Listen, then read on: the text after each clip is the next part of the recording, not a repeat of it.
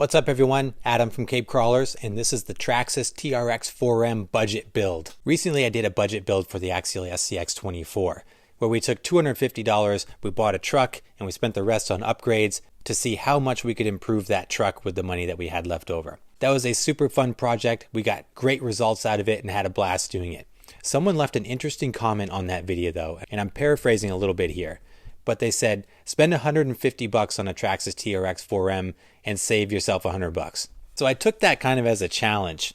And I thought, that's interesting. We should try that out. So here we are. This is the Traxxas TRX4M budget build where we're going to do the same exact thing. We're going to give ourselves $250. We're going to buy a brand new Traxxas TRX4M and we're going to spend the rest of the money on upgrades to see how much performance we can get out of this rig. Now I did a poll on YouTube which model TRX4M I should use. About 1,800 people voted and the Bronco came out on top.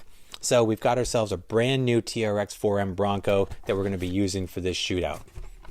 I was secretly hoping that the Defender would win because I haven't done a lot of content on the Defender, but don't worry because we're going to be doing a lot more content on the Defender. This is my son's Defender and we're going to be doing an overland build on this.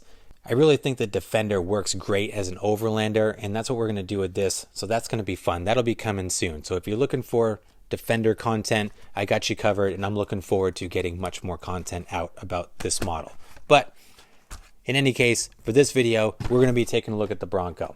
So we spent $150 on our brand new Bronco, leaving us about $100 to upgrade this thing. So I've got my shopping list. I've done my homework. Let's dive in and check out the upgrades. I'm going to show you what I'm going to get, why I got them, and what we're hoping to get out of this thing. We're going to do some baseline tests, both on our setup table here and on the indoor course. Then we're going to install our upgrades, and we'll do it all over again to see how much progress we made with our upgrades. So let's jump in and check this out. We'll kick it off with the shopping list. So rather than going just through our list, I'm going to show you the parts that we got, because I already got them here. I'm prepared for this video. We got a bunch of these from China and had to wait a long time for them. Now we're ready to go. So let's go through our upgrades. I'll give you the price and I'll give you the rationale behind them. And then we'll get to the installation. So right off the bat, which arguably could be the most important upgrade, for probably the first upgrade that I recommend for any build, is a good set of wheels and tires. We've opted to get this package from Endura. Although they don't come pre-mounted, these do come as a set together and they're very inexpensive. We can get these at about $33. Now the Endura components here, you use my discount code in the description, you can save 5% on these, and we're going to utilize that 5% in our pricing here. So we got these new 62 millimeter tires from Endura. Now I'm really excited to get my hands on these tires. I've been checking these out ever since they were released. These look super gnarly and a good size, and I'm just really excited to try them out. Hoping that they fit easily on the TRX4M here, but these are really nice. These are the 62 millimeter all-terrains, really gnarly looking treads, super aggressive sidewalls, very soft, S5 super sticky compound.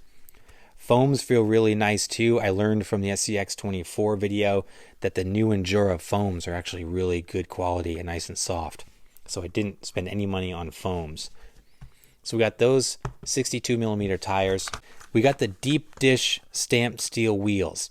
Now these aren't the stamped steel wheels that I typically get where you reverse them and gain a lot of width. These are the deep dish wheels from Endura, which do have a pretty significant negative offset, which is going to give us a little bit more track width, which is going to help with stability. They are much heavier than stock. These are going to be a good addition to the build. Wheels and tire, this combo ran us $32 roughly after the discount. Next up, got my hands on the brand new Endura LCG carbon fiber chassis kit. Now I got the chassis kit because one, it does have LCG, low center of gravity features. It's got a decent angled skid, but I primarily got this because it has a multitude of shock placement options, front and rear, which is really going to help us tune our suspension, maximize articulation, and increase the fun factor. It's also carbon fiber, so it should save us a little bit of weight overall. But for the most part, I got this because of the shock placement and the customization that we'll be able to do with this chassis. Now the chassis after the discount was about $22 and some change, $23 give or take. Next up, got the Traxxas crawler gears. Now I think if you want to rock crawl the TRX4M, this gear set is the way to go. Now I would typically buy the motor and transmission combo because it just saves time, it's easy swap. But for this instance, I needed to save the money, so I got the gears, which were only $5. So this is a huge bang for the buck for the TRX4M getting these crawler gears. These make an enormous difference. Next up, I got some brass hex extensions. Now these are very, very minimal extension wise. This is a 5mm hex, which gives me about 1mm of extension. Now why would I waste the money on these? It's because it will eliminate the potential binding issue that the TRX4M has from the factory. At full lock, this has a very impressive 45-degree steering angle, but at full lock, sometimes and oftentimes for some people, it catches on its own linkage and can cause binding right from the factory. So it's difficult to demonstrate that right here, but we want to mitigate that as much as possible. So in addition to adding a little bit of weight down low around the wheels, this is going to give us just enough space to bump those tires out so that we eliminate any risk of that binding issue. Hexes were about $5. And finally, I got some brass pieces with the money that was left over. Now I had to dig pretty deep for these, and I actually found a really good score on eBay. I found a kit that came with everything that I really wanted from a brass perspective. So we got C-hubs, we got knuckles, we got a steering link, we got diff covers front and back. Now this whole kit was $36 on eBay. So this was a score. This is going to give us some good weight down low, and it's got the components to shift that weight forward to give us that forward bias. This is going to be a great upgrade. Super stoked to find this. So everything all together here. Where do we come in? All in all, we got to about $102. So I blew our budget by $2. But hey, I'll just skip an energy drink for a day and that'll be good. So I think that's pretty close for what we got here. I feel like I stretched it pretty thin, got some good bang for the buck here, and I'm excited to try it out. So before we start installing these, let's get the new Bronco on our setup table, and we'll do some baseline measurements, and then we'll get it on the course to see where we are performance-wise.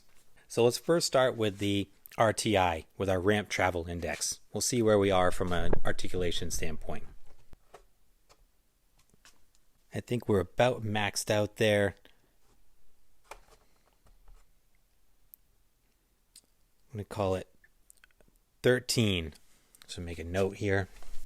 Let's try the back just in case.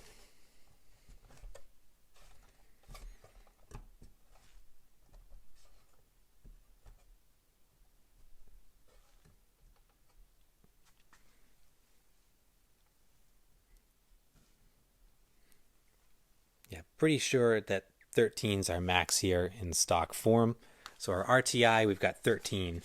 Next, let's check our horizontal stability. So we'll do some side hilling.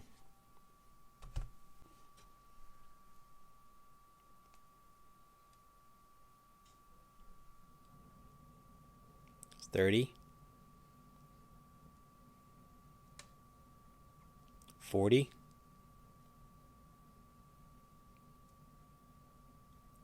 45. So just about 46, 47.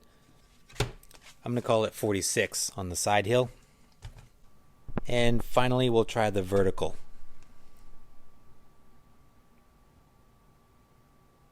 It's 30. 40. 45. 50.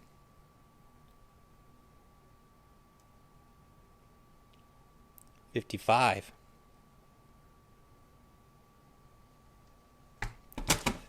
57 is when we lost it. Not bad. The last measurement I want to do before we hit the course, I want to get our weight.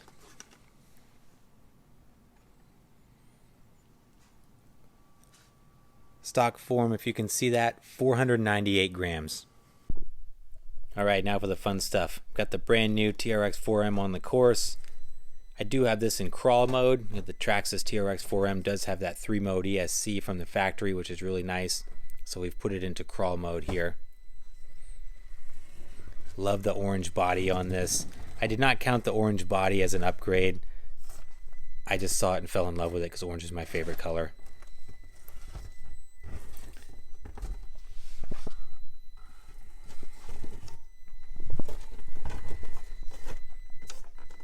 We're going to do a basic course run, see how much we can get around the whole course, and then we'll do some challenge lines.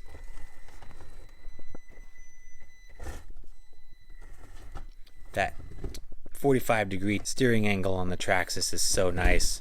Works so well in these tight spots. Even though it's a bigger rig, it works great on this course.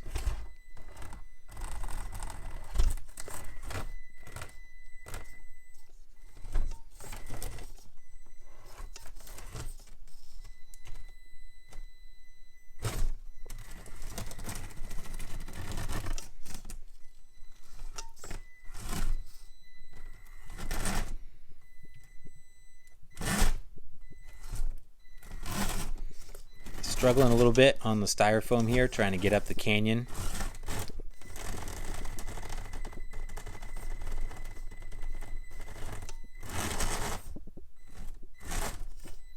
There we go, we got it that time.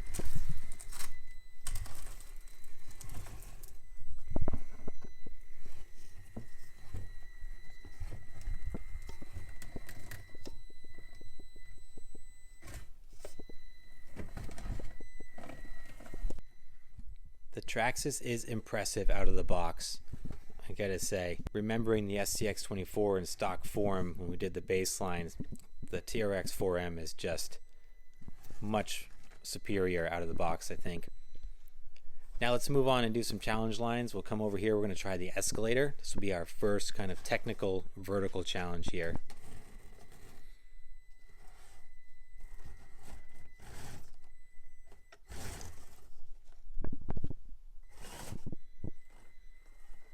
Surprisingly, the Bronco doing really well up over that gatekeeper. That's been hanging up a lot of rigs lately.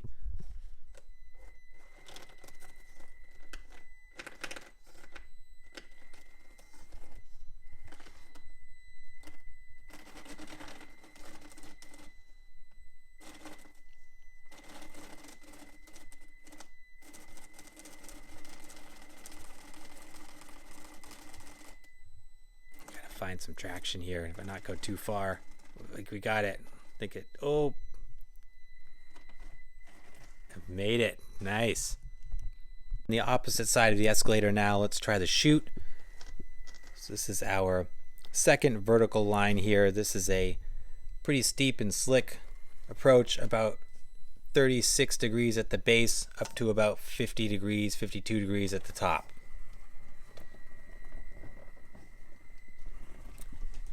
Bronco makes swift work of it. And finally, let's try Hell's Gate. This is the last and most challenging vertical obstacle that we've got here.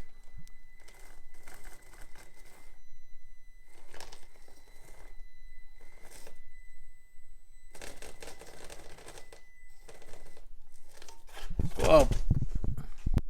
Try number 2.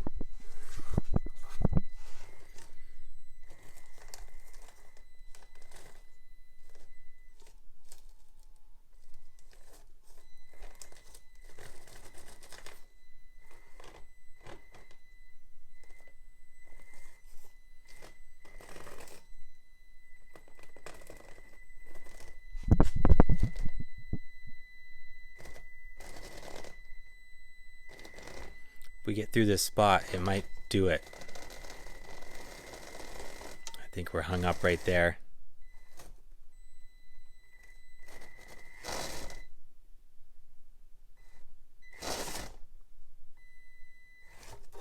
Oh, last attempt. Rigs get 3 attempts on these tests. It's going to be try number 3. This is where we really need those crawler gears. I just think if I had more slow crawl control, I could make that. So our last try here.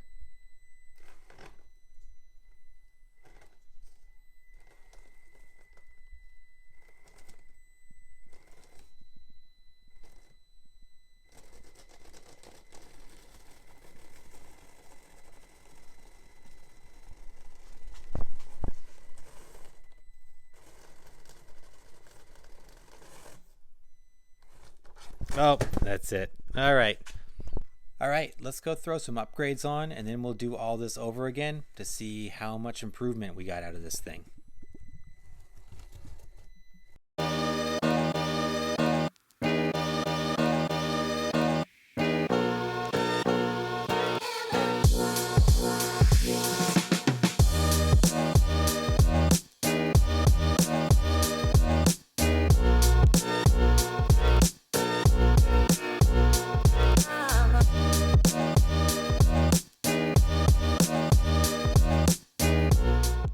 I'm going to break for 1 minute, guys, and show you another trick that I'm going to do while I'm in here.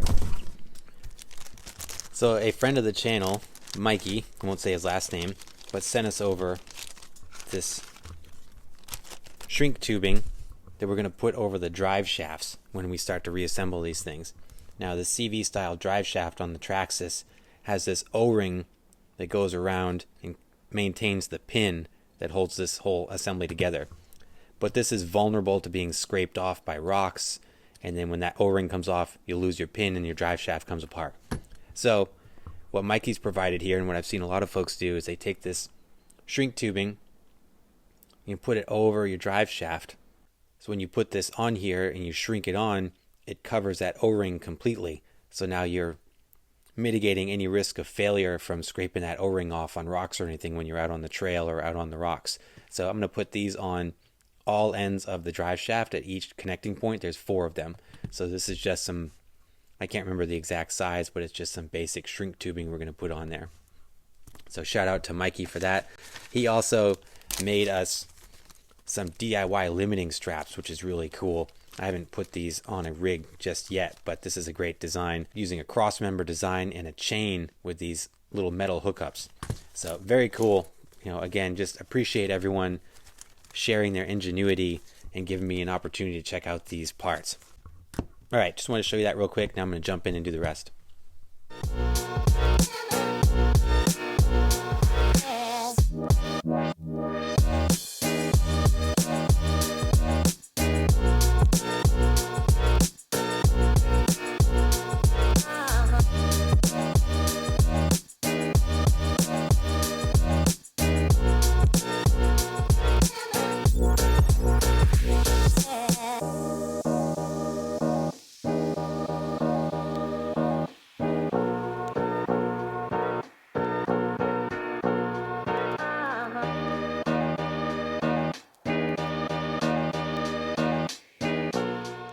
Here's the finished product. What do you think? I like it. I think it came out pretty well. I'm somewhat questioning the white wheels though. I almost wish I'd gone with black. But let me know your thoughts down below in the comments what you think of the white wheels, if we should stick with the black theme on here. They look pretty good though. The tires, I love the tires. These things are great. Awesome compound. They feel so grippy and soft. This is great. One thing I did too when I was assembling these is that I vented the wheels. So how I do that is just take a drill and drill a hole into the ring of the wheel, and that gives me that vented action there without putting a hole in the tire. You know, with the hexes and the negative offset wheels, we did gain some track width, not enough to blow out the scale look, so I think it's got a really nice stance to it. The tires are big and aggressive, but they're not overly big. I think we shouldn't have any clearance issues. They look fantastic on here. So I'm really happy with the tire choice. Just debating on the wheel color. Let's open this thing up. So we did the carbon fiber chassis. The chassis went together excellent. This was a great addition to the build. I'm really happy that I got it. So the shock positions that I used, experimented a little bit just trying to get the nice flat stance that I was looking for, but opted to bolt the rears on the lower level here and more towards the front, with the idea that I'll be able to get more axle drop out of these since they're mounted lower. In the front, I went with the upper mounting positions towards the back, with the idea that with the added weight from the brass up front and the higher shock position, it will help control that front end lift when we're doing uphills and inclines. So it should bias the weight forward and control the front end lift on this thing, hopefully. The chassis fit and finish is great. The bumpers are nice. I love being able to keep the stock bumpers and everything. Chassis mounted up fine. Everything was good. I am having a little bit of fitment issues in the back. It's a very, very tight fit with the rear body clip. I have to really manhandle that thing to get it to clip on, and I'm not sure if that's going to stay as we're driving it, but we'll see. But I'm going to try to tweak that a little bit, but right now I'm having a lot of difficulties with that as far as fitment goes. Everything else is perfect.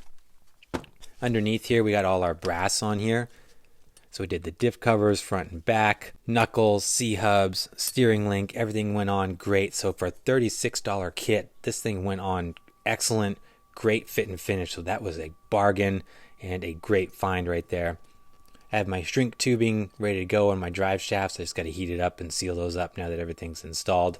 But enough talking about this thing. Let's get it together. We'll put it on the setup table and we'll do our measurements and our performance assessments, and then we'll get it on the course to see how this thing performs.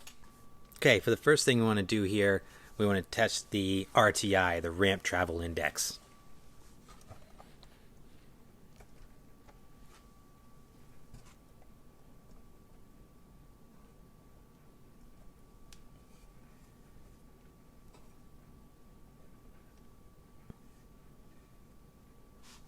I wasn't expecting a lot of gains with this, but we actually gained quite a bit. We went from 13 to 16 and a half.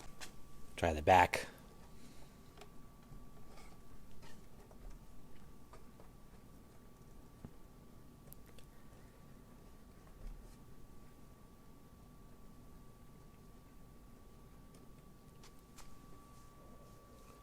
Looks like with the rear we gained even more, closer to 17 in the rear it looks like. So yeah, a good gain with the articulation with this setup. Next, let's try the side hill.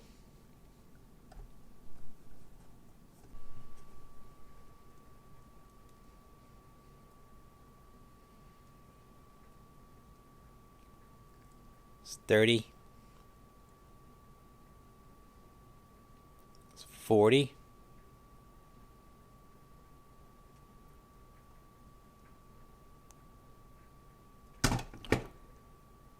About the same, so we did not make any gains on the side hill by the looks of it. Still around 46. For the last setup table test here, let's do the vertical.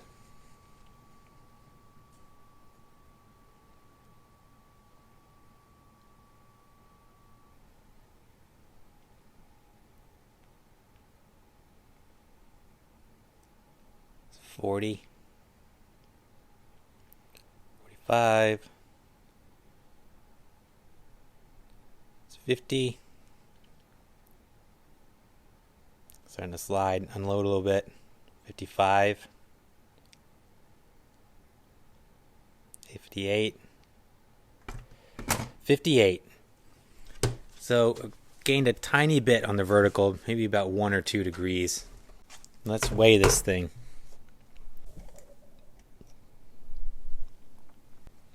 Previous weight was 498. New weight is 576. So we had a good amount of weight gain there. This is where I need a 4-point scale so I could really see how our bias was transformed by our weight. But this is what we got to work with today. Maybe we'll get one next time. But in any case, we had a good amount of weight gain. We did gain significant RTI. Everything else pretty much stayed the same, which is a little disappointing. But let's get this thing on the course and see how this translates into real-world performance. Now for the real test. Let's see how all this comes together on the course. Real world driving conditions here. Right off the bat, the crawler gears make such an incredible difference. I would pay $50 for those gears. They make all the difference in the world. The slow speed control that you get from those gears is just amazing. You do sacrifice a lot of speed though, so if you're looking to maintain wheel speed, it's not the way to go because they are very, very slow.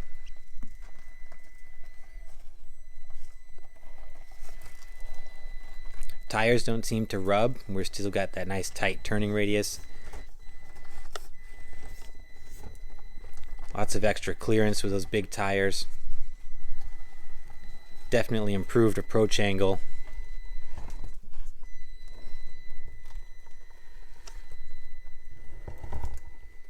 I cannot get over those gears. It makes such a difference.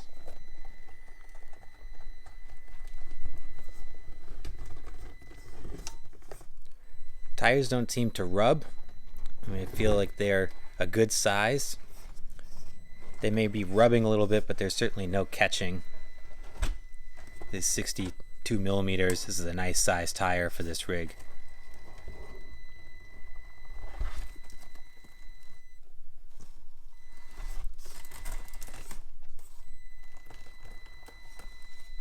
They are folding over pretty hard in the back there. These are soft.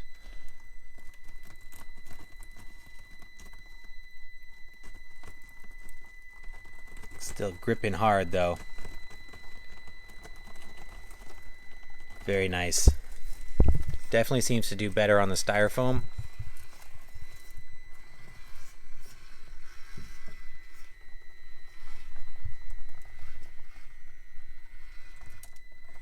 And that extra clearance sure is nice.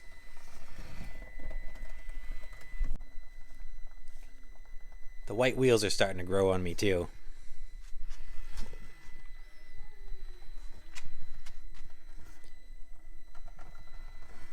Alright, now let's head over to do our first challenge line, then we're going to do the escalator here.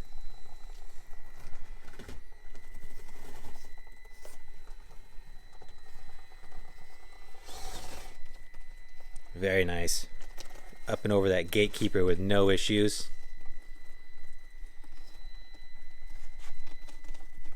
The crawler gears just give me so much more control. So much easier to navigate this than stock. Very nice. Over here we have the chute. Vertical test number 2 here.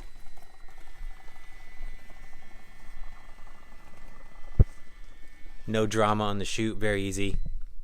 Last one, Hell's Gate. And remember, we could not do this in stock form, so let's give it a shot with our modified version. This will be the true test here.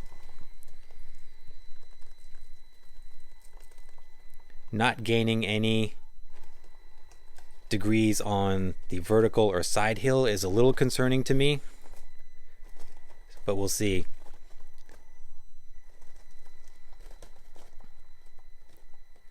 The crawler gears and the added weight, I think, could make a big difference here.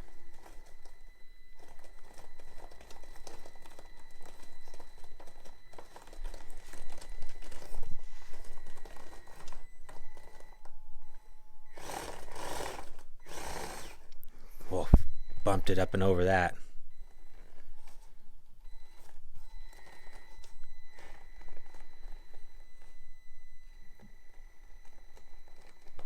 I think it's gonna do it. We can hold it up. Got it. Nice. Let's try that one more time from a different angle.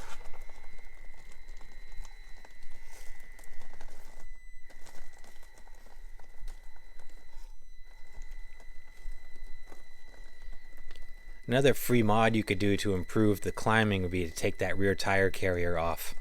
I like the looks of it, so I left it on. Look at that grip right there. That's what we need.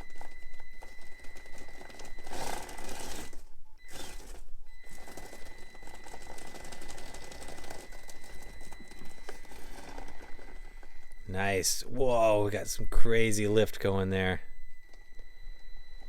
That weight's going to keep it down though. And it makes it again. Awesome. So even though we didn't gain hardly anything in the vertical or the side hilling on the setup table, real world performance shows that we made some good gains here. I can tell you just from driving that it is vastly improved. The crawler gears and the low speed control make a huge difference. Let's check out the hot tub. Remember, we got stuck in here a little bit prior. Let's see what it does now. Yeah, it's able to grip and claw right out of there, no problem. Let's try one more challenge line. So this is Rocker Knocker over here. Oh, Oh, that extra approach angle makes a huge difference in this obstacle.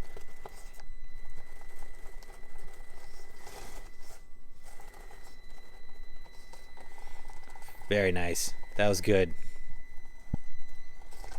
Final thoughts on the TRX4M budget build. What do you guys think? I gotta be fully transparent with you guys and say that I'm a little bit disappointed. I was kind of hoping for more of a transformation with these upgrades, so I'm a little bit bummed out with the performance that we got. With that said, we did make good progress. We were able to conquer all the challenge lines on the indoor course, including Hell's Gate, which it could not do before. It definitely slow crawls incredibly well, so much better than it did stock. So I feel like I was expecting kind of a night and day transformation, similar to what we got with the SCX24, but I think that the Traxxas is pretty good out of the box, so our starting point was higher, so the incremental gains that we got from our mods only brought us up a little bit, whereas I think the SCX24 maybe started here, got to here, Traxxas maybe started here, and got to here. They're probably pretty close right now, I would say. I'm gonna have to go back and look at the footage to see how they stacked up. But regardless, we did make some good gains. This thing is a whole lot more fun to drive. It's cooler to look at, and it really shined out on the rocks. You know, in the indoor course was one thing. It did really well in the indoor course, but when I took it outside on the rock course, it did amazing out there. So much better compared to stock. So it really made a big difference in that regard. So I guess the more and more I talk about it, the more I feel like we did make some pretty good progress. Maybe my expectations were just unrealistic. Anyway, I'm really happy with the performance. We stayed in budget, went over by about $2. So all in all, I think it was a good budget build, and this thing made some good gains. But let me know your thoughts down below in the comments, what you think. I hope you guys enjoyed this one. These budget builds are a lot of fun. We're going to be doing the AX24 next. That's going to be cool. We're going to be doing some TRX4M Defender content. Like I said, we're going to be doing an overland build with that rig, with my son's rig. That one's going to be fun. We're going to do some Defender work. Looking forward to that. As always, I appreciate your time. Thanks so much for watching. Please like and subscribe if you haven't done so, and I'll see you in the next video.